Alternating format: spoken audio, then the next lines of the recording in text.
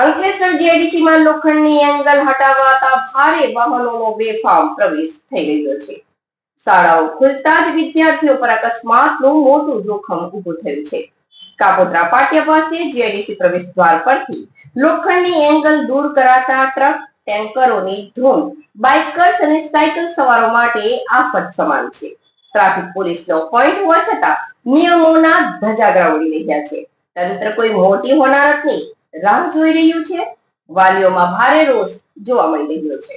અંકલેશ્વર જીઆઈડીસીમાં લોખંડની એંગલ હટાવાતા ભારે વાહનોનો બેફામ પ્રવેશ રહ્યા છે. શાળાઓ ખુલતા જ વિદ્યાર્થીઓ પર અકસ્માતનું મોટું જોખમ ઊભું થયું છે. કાપોદ્રા પાટિયા પાસે જીઆઈડીસી પ્રવેશ દ્વાર પરથી લોખંડની એંગલ દૂર કરતા ટ્રક, ટેન્કરોની ધૂમ બાઇકર્સ અને સાયકલ સવારો માટે આફત સમાન છે.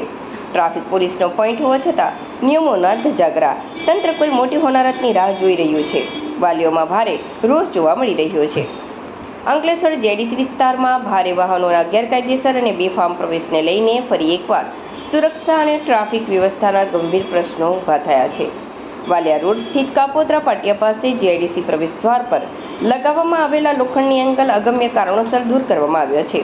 જેને પગલે હવે હાઈવે પર દોડતા વિશાળકાય ટ્રક અને કેમિકલ ભરેલા ટેન્કરો કોઈ પણ રોકટોક વગર સરળતાથી જીઆઈડીસીના આંતરિક વિસ્તારમાં પ્રવેશી રહ્યા છે, જે સ્થાનિકો માટે માથાનો દુખાવો બન્યો છે.